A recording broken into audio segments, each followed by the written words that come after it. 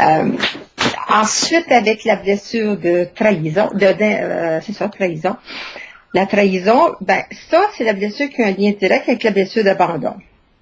Donc, on regarde la blessure d'abandon, c'est une blessure de faiblesse. La personne, elle se sent faible, elle pense pas qu'elle pourrait vivre sans une personne. Elle est mieux devenir très dépendante et puis se laisser traiter n'importe comment plutôt que de se faire laisser. Mais la blessure de trahison, c'est la blessure qu'on se crée quand on est jeune pour ne pas sentir la blessure d'abandon. Donc, on devient en réaction au sexe opposé. Puis on se dit, je me ferai pas avoir, je me ferai pas contrôler, c'est moi qui vais contrôler. C'est pour ça qu'on dit que la blessure de trahison, le masque, c'est le contrôlant. Ça, c'est la personne qui, dans le fin fond, a une peur bleue qu'on la laisse, mais elle va faire tout ce qu'elle peut pour avoir l'air indépendante. Je m'en fiche, fais ce que tu veux, mais dans le fond, c'est pas ça le cas. Et c'est pour ça qu'elle est si contrôlante, parce qu'elle veut pas se faire prendre les culottes baissées, comme on dit. Elle, en contrôlant comme il faut son conjoint, en sachant, tu sais, par des moyens détournés où est-ce qu'il est, qu'est-ce qu'il fait, puis qu'est-ce qu'il pense et tout, ben comme ça, elle s'assure qu'il la laissera pas. Donc, si une personne souffre d'abandon, très souvent, elle va souffrir aussi de trahison. Donc, si elle se met à pleurer, puis se plaindre sur son sort, puis se déprimer, puis même en faire une dépression, ça veut dire qu'elle est encore dans sa blessure d'abandon. Mais si tout à coup elle dit, ah ben là, je vais me venger, puis je laisse faire, je te dis que dans le divorce, je vais essayer d'aller chercher tout ce que je peux, puis si elle a une réaction forte, ça veut dire qu'elle vient de tomber dans sa blessure de trahison. De trahison, il veut pas se faire avoir. Puis il aime pas avoir des surprises. Puis il veut toujours que ça vienne des autres. C'est toujours les autres qui sont en faute.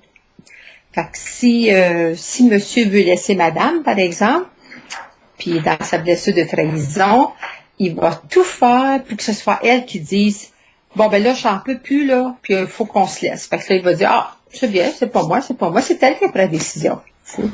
Il faut toujours que ce soit la faute des autres. Et puis la dame qui croit ça, ben ça elle, c'est parce qu'elle est dans cette blessure de trahison aussi, tu sais. Puis elle vient en colère parce qu'elle dit, ben non, c'est pas de ma faute, c'est toi qui a commencé le bal, puis là, c'est deux égos qui s'affrontent. Hein? Donc, il y a deux blessures plus faibles, le rejet et l'abandon, et il y a deux blessures de force, la trahison et l'injustice. C'est-à-dire que les réactions sont plus fortes. Les deux autres, les réactions sont plus intérieures, sont plus, il n'y a pas de réaction des cris puis des menaces, ça n'existe pas chez l'abandon et le rejet. Et la personne qui souffre d'injustice, ben elle, c'est tout de suite, elle va crier à l'injustice et puis elle va essayer de tout faire pour que les choses soient faites d'une façon juste. Elle peut même faire croire que ça la dérange pas et tout, tandis que celui qui est dans sa blessure de trahison, lui, va accuser l'autre de toutes sortes de choses. Tu sais. Mais la personne qui est dans sa blessure d'injustice, elle, ça c'est relié à la blessure de rejet.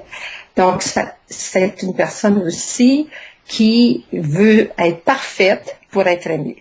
Fait qu'elle va commencer à regarder dans quoi elle n'a pas été parfaite. Si j'avais moins travaillé à l'extérieur, si j'avais fait ci, si j'avais fait ça, peut-être qu'il n'y aurait pas de divorce, tu sais. Fait qu'elle va se trouver des fautes, mais c'est pas aussi pire que la blessure de rejet, parce que la blessure de rejet, c'est je suis nulle. C'est au niveau du je suis qu'elle s'accuse. L'autre, elle est dans le faire. Bon, ben la prochaine relation, là, je vais faire ci, je vais faire ça, je vais faire ça, tu vois, puis ou je vais plus m'occuper de moi, je vais me mettre plus belle, puis tu sais, je vais peut-être accepter de faire l'amour plus souvent. Elle va essayer de penser à des choses qu'elle n'a pas faites, puis qu'elle devrait faire pour la prochaine relation. Puis elle va se préparer pour être parfaite pour la prochaine relation. Mais elle va plus s'accuser, elle, que d'accuser l'autre personne. Donc ça c'est souvent influencé beaucoup par nos parents. Parce que si madame, sa mère était très injuste avec son père, ben elle va s'accuser d'être injuste avec son conjoint aussi. Si sa mère était très contrôlante, accusait toujours son père, elle va porter, elle, à faire la même chose avec son mari. Donc, on voit beaucoup de similitudes d'une génération à l'autre. Puis dites-moi, est-ce que vous voyez aussi beaucoup de similitudes au niveau des causes de rupture d'une blessure à l'autre? Non, parce que le même incident, monsieur, disons, je sais pas, me trompe madame avec sa secrétaire, le même incident va être vécu différemment selon la blessure qui prend le dessus chez les deux conjoints. Parce que celui qui laisse l'autre, il vit ça aussi difficilement aussi. Mm-hmm. On pense que c'est juste la personne laissée qui semble la plus en cause, je veux dire celle qui souffre le plus, mais les deux souffrent au même degré. Mais ça paraît toujours moins chez une personne que l'autre. C'est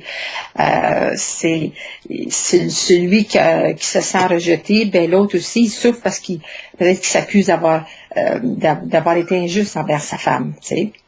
Mais on fait beaucoup de choses pour ne pas voir ou sentir nos blessures. Donc, les gens sont pas vraiment conscients de tout ce que je viens de dire. C'est souvent après du recul, un certain temps qu'ils finissent par tout voir ces choses-là. Pourquoi ils ont réagi de cette façon-là? Pourquoi l'autre agit et réagit de cette façon-là? C'est ça le but des blessures. C'est de se comprendre puis comprendre les autres. Pourquoi que les gens agissent de telle façon? Souvent, on comprend pas. On se dit, mais comment ça qu'il est comme ça? Il me semble que je ne le reconnais plus, tu sais. Bon, c'est parce que pendant un certain temps, il y a une blessure qui prenait le dessus. Tout à coup, un autre moment, c'est une autre blessure. Donc, selon les blessures, on change. Mais d'ailleurs, par rapport à ce que vous dites, moi, quand j'ai lu votre livre, j'ai trouvé ça fantastique parce que enfin, j'ai compris pourquoi mon conjoint était comme il est. Je trouvais ça, j'avais jamais connu quelqu'un comme ça et en lisant votre livre, lui aussi s'est reconnu, mais moi je l'ai reconnu, j'ai comme fait, ok, il y a des choses qui s'expliquent, effectivement. Puis même pour soi, des fois, on se dit, mais pourquoi je réagis comme ça? Pourquoi une telle personne me fait tant réagir? Comme moi, par exemple, je comprenais pas que à mon travail, j'étais plus en réaction dans certains domaines au travail avec les hommes employés, puis avec d'autres domaines avec les femmes employées. Je disais, ça, tu vois, je le tolère d'une femme, puis je le tolère pas d'un homme. Pourquoi? Tu sais, alors, c'est toutes des choses qui sont reliées aux blessures qu'on a vécues quand on était jeune. Puis le travail, je l'associe à ce qu'on a vécu au niveau scolaire. Alors, les blessures qui sont activées au travail ont été activées jeunes dans notre apprentissage scolaire, que ce soit l'apprentissage à l'école ou à la maison, parce que, tu sais, à la maison, si t'es toujours comparé à ta sœur plus jeune, qui elle réussit mieux à l'école, puis qu'on dit, t'es donc ben idiote, comment ça fait que tu sais pas ça, ta sœur plus jeune le sait, puis alors ça va affecter le domaine du travail plus tard. Les relations de couple sont directement affectées par ce qui s'est vécu à la maison quand on a regardé nos parents puis entre dans leur couple, comment ils agissaient. C'est vraiment comment ils agissaient dans leur couple. Il n'y a pas aussi comment ils agissaient envers nous?